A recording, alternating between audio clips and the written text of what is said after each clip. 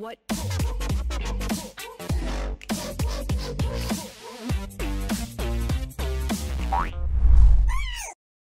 Okay, never mind. Oh my goodness, they're doing it. Getting Here some it comes. Bronx cheers from the audience. There's the confirmation. Everybody knows it. Griffin is saying, let's do it better. And if they did it better, remember, they made a lot of good moves, then there's a chance they could close it. But we noticed some mistakes in execution for the Pantheon especially. They're going to have to make it work. CV Max is smiling. Look at CV Max, he's so cheeky.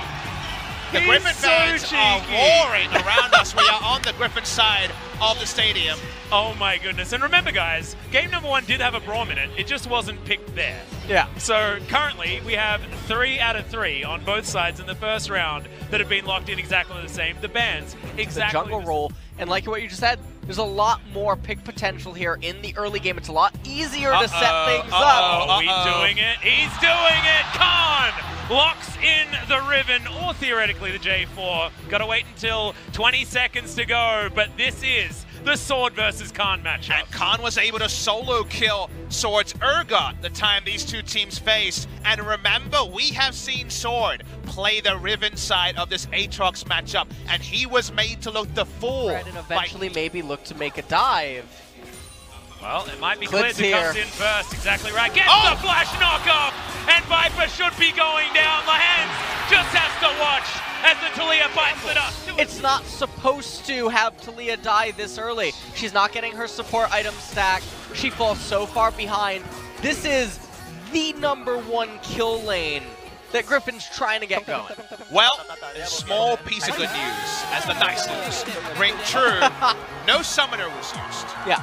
And if a summoner was, if Taliyah flashes here, then I agree with you. It's kind of make this work. Tarzan is so invested in this. Well, they move on over. Viper's surfing in. The Cocoon lands. The cleanse comes out. Like you say, half the health bar, red buff ticking. That's not enough.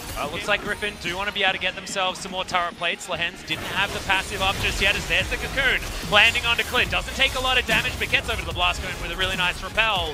SKT have to show their hand on where their jungler is. Pretty decent ultimate, but definitely some lost opportunity. But Griffin, they really want to force the agenda.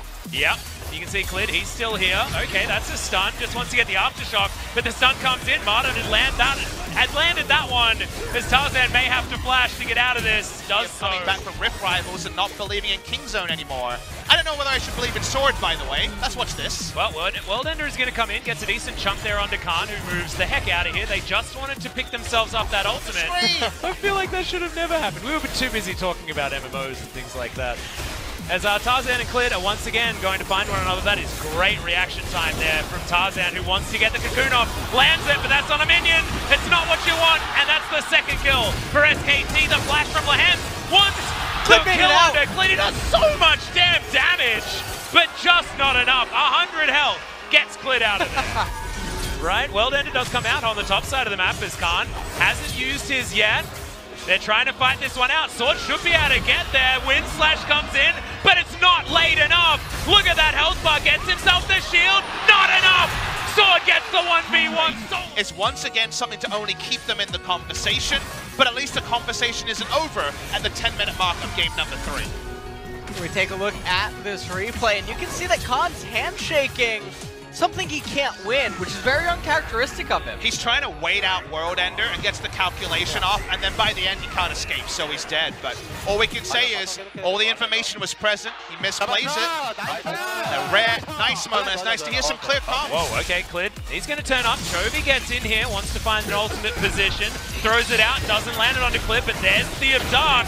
We've got the man drop. Lehends doesn't land the damage, but Clid has nowhere to go, and Faker can't affect anything now. Fans wanting to celebrate a 3-0 victory, so they need to get the objective off the back end. We start to see the potential. You don't have to hit all your buttons if you have so damn many. Yep, exactly right. 2 of them landed, and that was almost more than enough. Yeah, and you can just see Clid, he didn't really have any transforms, and second item completions means you can't play the lanes the same way. Well, that's going to be the knockup. That's going to be the stun. There's so much CC, but the seismic shove isn't enough. Aftershock is there for Faker, remember, and they turn it completely on its head. Sword is doing a lot of damage. Clid has to flash to get out. Worldender probably not going to be enough here to save Sword's life. Gets the flash. Umbral Dash gets him out of there. Flash forward from Faker, though. Avoids and destroys as SKT turn it around. Classic classic Faker eyes. They make the turn, they read Griffin, and this might be the straw that finally breaks the backs of Griffin. Yeah, well, Tarzan getting it turned around on him as well. The stopwatch is there. They've got such low health bars. Great flash. The turret. He's got thinking about Janair days. I've got a days. global ultimate, guys. It's How okay. far he's Just come. make sure you fight them in a specific area. As Lahens turns up and says, "This is my area." Immediate cleanse. But the Ignite comes in afterwards. Aftershock Rock solo kill for the Pantheon. Is this my solo queue? What's happening? If you watch the replay here, the first thing that Atlas knows in his favor is look at the overlapping CC. But what I noticed was look at the lack of damage. They don't even get through the shields. Aftershock is disgusting. And Aftershock Rise is going to repel lots of globals and lots of early game. He doesn't even take a real health point of damage. And then guess what? Khan's in position, and Griffin are in the death chamber. He was dancing underneath a World Ender Aatrox taking 0 damage, flashing into turrets like just there. Resists, of course, at extra armor and MR, and shields are temporary health, so more armor and MR means those 2 bursts of shielding Seraph's into his passive. With all that armor and MR, he was laughing at Griffin. Look at that! Yeah, there was absolutely nothing that they could do to him, and 100 gold, you don't have to fight if you don't want to. Well, Khan, he's going to start a fight here, but just immediately gets evaporated. Clint now tries to get out, locks himself in with the Cataclysm, and it's Teddy here with the damage. The Silence is going to fall. The Black Sword from Lahens gets a double on this Pantheon. Teddy turns it, gets himself the stun. Knockup comes in, and that's another one. Viper finally getting in amongst this fight. There's another one going in the mid lane though, and Sword gets rid of Faker. Viper now trying to get out as Teddy is turning it now. It's his turn to carry. Gets another one. Sword, can he get the 1v1? Too early. The teleport comes in. Sword, where you going, mate? Yep, I don't know. Khan is going to be here. Umbral Dash going to be available. This is really He's role-playing a wall. sneaky. Oh my god! He doesn't. You could not have timed that better. They went competitive, and Sword gets out. Is a moment. Is it going to be a forgettable one or a memorable one? We'll wait and see. I know. I saw you throwing up your hands. Unless Khan just straight up died. Yes, Khan was just running into them needlessly, and this was the dangerous thing I was talking about. SK Telecom don't need to handshake this team fight. This is what Griffin wants. This is where they flourish at this point in the game. With Khan deleted, Teddy had to be a hero. He ended up missing 1 Mystic shot, but after that, Viper dodges 1 more, but Teddy still shows up really big to salvage the remains of this team fight. Sword not quite able to clip him right at the very end there. And then the teleport came in shortly thereafter. It's looking over both sides of this fight. It's really important that Sword's ult negated how strong Faker was as a frontliner that just turns around damage and kills you with Aftershock Rock. It's important that Sword got this solo. This point, Khan standing on a ward. Khan is standing on a ward. Yep, stun comes forward. Oh, he's able to get out of it with the... If we're at 50 with any SKT gold lead, it's massive for them. Well, Tarzan's going to try and make this a 50-50. Sword diving on forward. There's the man drop. Weaver's wall. All of the buttons have been pressed. Sword going down to the world end of the AoE's finally getting in there. Lahan's not doing enough damage, and Khan says the last fight was an illusion. This is a double kill. Make it a triple as Chobi tries to get out and just finds the backhand. Charging right towards the Baron, and Griffin are going to have to watch with a gray screen as it goes over to SK Telecom.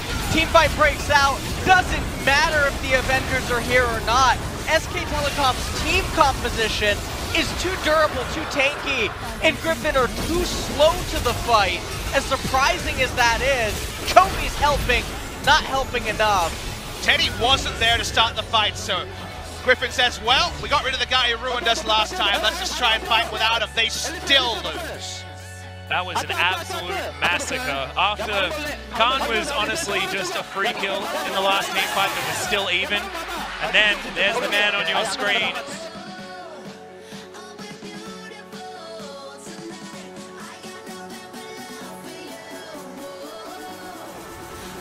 Well, Griffin is still going to try and find it here. Mandrop comes down. Repel is up. Lahens finds the flash, jumps onto Teddy, but Teddy's out of there.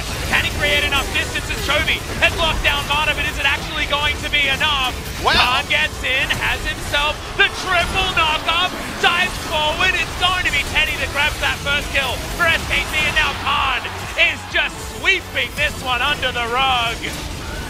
It's all too much. Faker finally gets himself one of these in these team fights, and Viper has nowhere he can be on the map.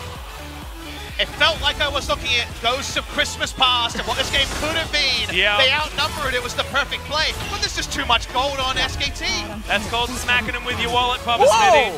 As True Shot Barrage, not going to work. The Viper's still for a long time. See your death and see your defeat in the LCK final for Spring 2019. Spring often does this to us, gentlemen. We often get the quick ones in the early stages of the year, but this is one that I don't think anyone expected. SKT 3-0 over Griffin after their incredible first round robin.